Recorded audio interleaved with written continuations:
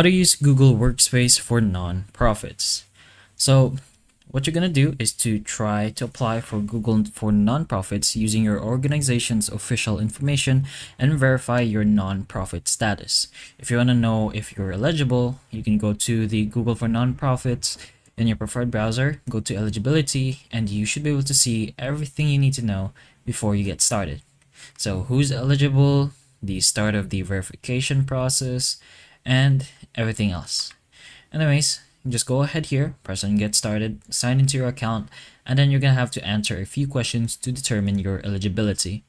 Which, before continuing, make sure you have these: your organization's nonprofit registration number, your organization's physical address, and the online contact information. And this step will usually just take about 10 minutes if you already have the requirements. So just go ahead and finish all of this, and once you've done it, you will just wait for verification, and it's gonna take around 2 to 14 business days. Then just go ahead and activate products if you are eligible and verified to go for this. So after approval, you can activate your Google Workspace for nonprofits from your nonprofit dashboard, and you can set up your custom domain email if you like, create user accounts for staff, volunteers, or team members inside the Google Admin Console.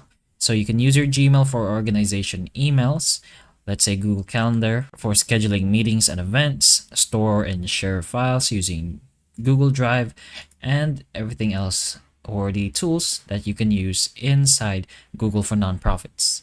So you can manage it all over here, your security settings, permissions, and whatnot, but to use it, of course, you're gonna have to verify yourself or your organization to see if you are eligible.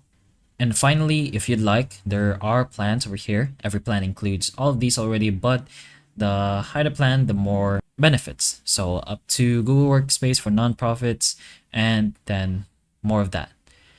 But that is pretty much the general idea on how this works. Hopefully this video can help. If it can, please like and subscribe for more videos like this, and that's all.